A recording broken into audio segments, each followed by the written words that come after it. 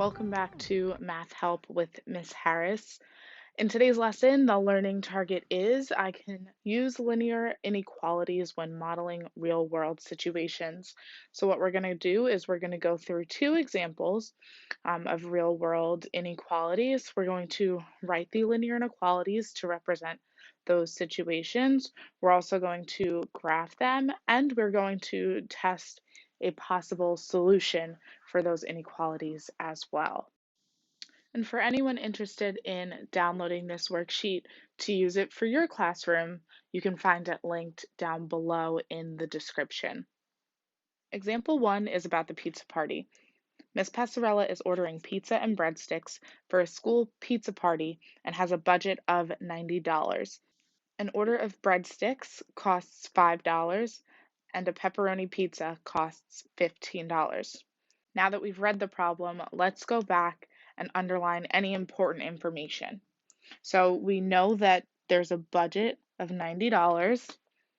Breadsticks are going to be represented by X, and they cost $5 for an order of breadsticks. And then pepperoni pizza, which is our Y variable, costs $15.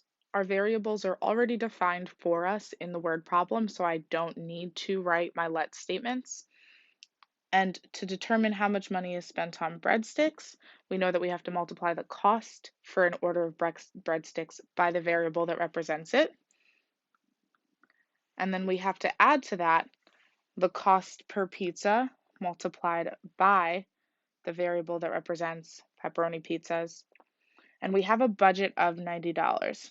Now, because we have a budget of $90, that means we can't spend more than $90 when we're ordering the breadsticks and the pizza. So our inequality symbol is going to be less than or equal to the $90. Now, in order for me to graph this, I'm going to have to rewrite this inequality in slope-intercept form. That way, I'll know what my slope is and what my y-intercept is in order for me to plot this on the coordinate plane. So to isolate y, I'm going to start by subtracting 5x on both sides. So on the left-hand side, it cancels. And then my new inequality is 15y is less than or equal to negative 5x plus 90. Then lastly, I'm going to divide all terms by 15, since I have to divide the left side of the inequality by 15 in order to isolate y. So my inequality is now y is less than or equal to negative 1/3 x plus 6. And with the inequality written in this form, I can see that my slope is negative 1/3 and my y-intercept is 6. So now I can graph this on the coordinate plane. With every graph, we're going to have to make sure that we add a few important things so that someone who's reading this graph knows what the graph is about. So we know from the word problem that this is about a pizza party. So because the word problem is called pizza party, I'm just going to title the graph pizza party. The word problem also told us that our x variable represents the number of pepperoni pizzas. So I'm going to label the x-axis with number of pepperoni pizzas. And we know that our y-axis is the number of breadstick orders. So I'm going to add that label as well. So we can plot our y-intercept, which we know from the way we rewrote the inequality that our y-intercept is 6. I'm going to make my scale 1 for the y-axis, and I'm going to make my scale count by 3s on the x-axis. And you'll see why I decided to count by 3s in a few moments. So I already know my y-intercept is 6, so I can plot that. And then because the slope is negative 1/3, that means I'm going to travel down 1 unit and to the right 3 units, but since the scale is 3, I only have to go over 1 box.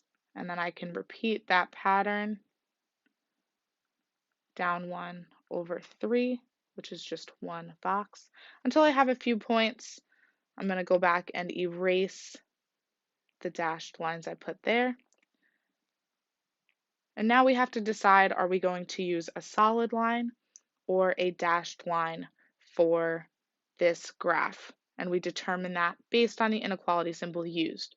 So because the inequality symbol used is less than or equal to, that equal to is what tells us that we need to use a solid line. So the reason why I counted by 3s for my scale for that x-axis is so that I could include all of the values in the first quadrant for this specific inequality. And now to account for the y values being less than or equal to -1/3 x plus 6, because it's less than, I'm going to shade below my line. Now I need to test a possible solution to just ensure that I've shaded the correct region on my coordinate plane. A point that I love using when testing solutions is the origin. As long as it's entirely in what you think is the solution set, I love going ahead and testing the origin. It's a really simple coordinate to work with. So I'm going to substitute the x and y coordinate into the original inequality that I wrote.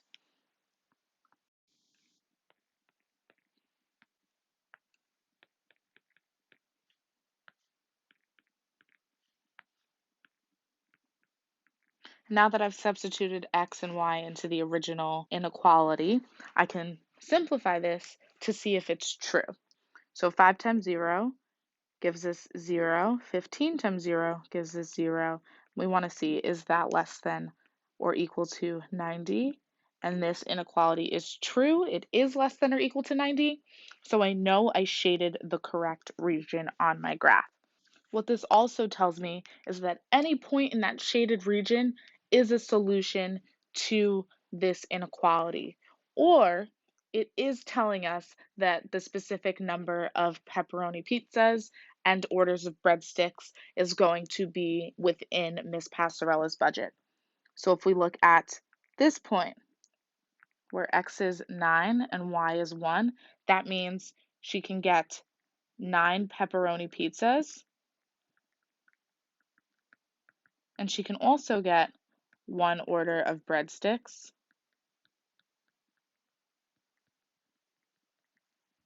Or we can even look at this point here, 3, 3, which means Miss Passarella can get 3 pizzas and 3 orders of breadsticks.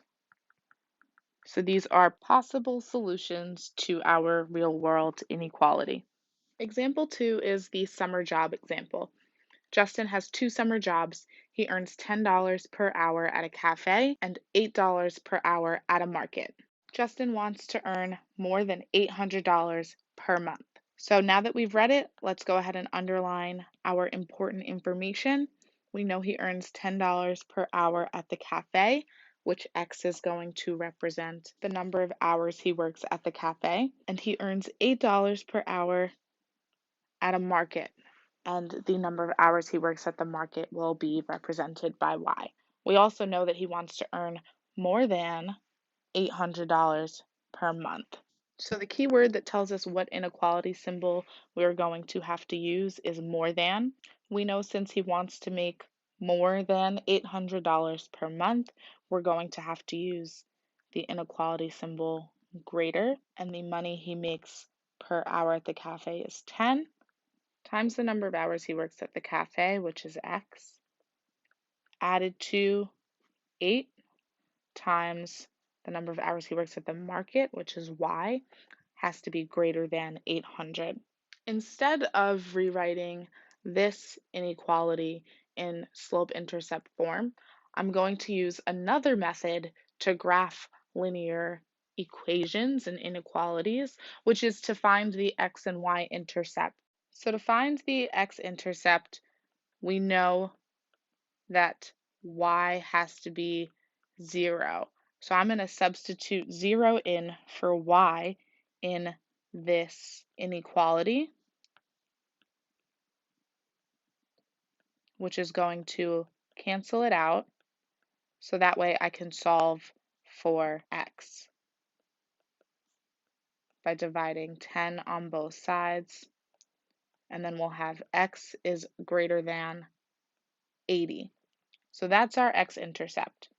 And then for our y-intercept, we know that that is when x equals 0. So I'm going to plug in 0 for x in the original inequality that was written, which cancels it out.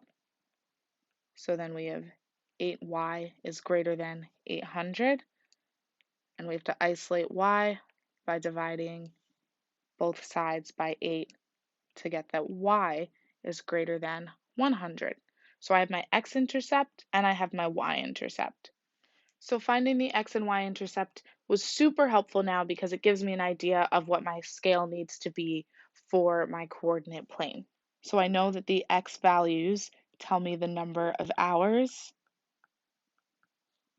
that he works at the cafe. And the y-axis tells me the number of hours working at the market.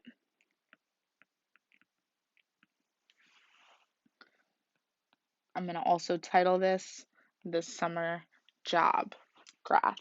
So because my x-axis needs to include a value of at least 80, I'm going to count my scale by tens.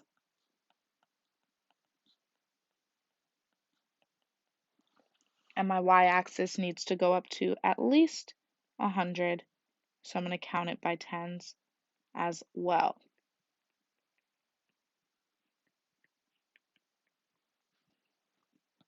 Now I can go ahead and plot the x-intercept. I can also plot the y-intercept, which is 100. So now I have 2 points. I can draw the line for this graph. But I have to think back to what the inequality symbol is, and because it is greater than, I'm going to use a dashed line instead of using a solid line.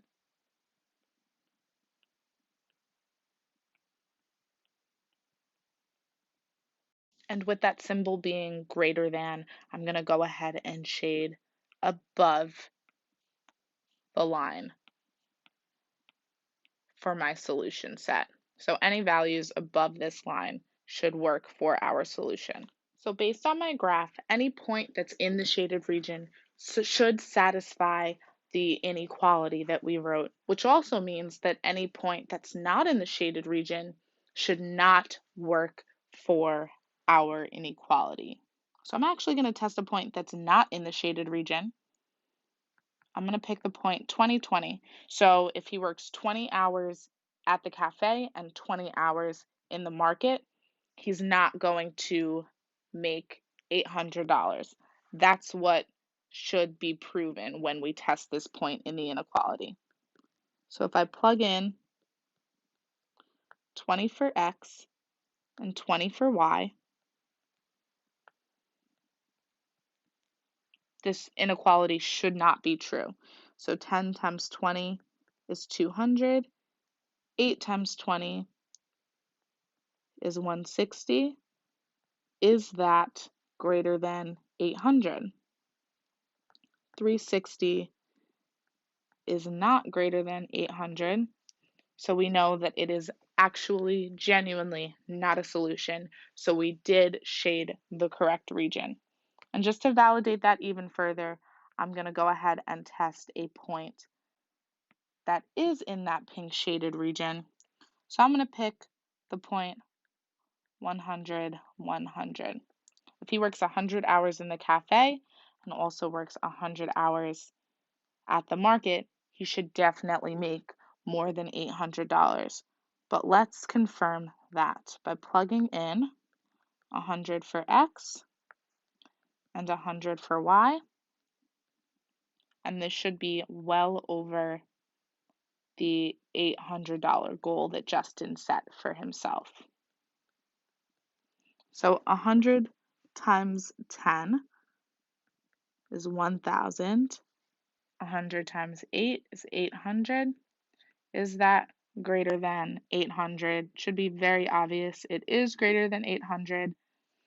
$1,800 is definitely greater than 800. So this is a possible solution. If Justin works 100 hours at the market as well as 100 hours at the cafe, he will surpass his goal.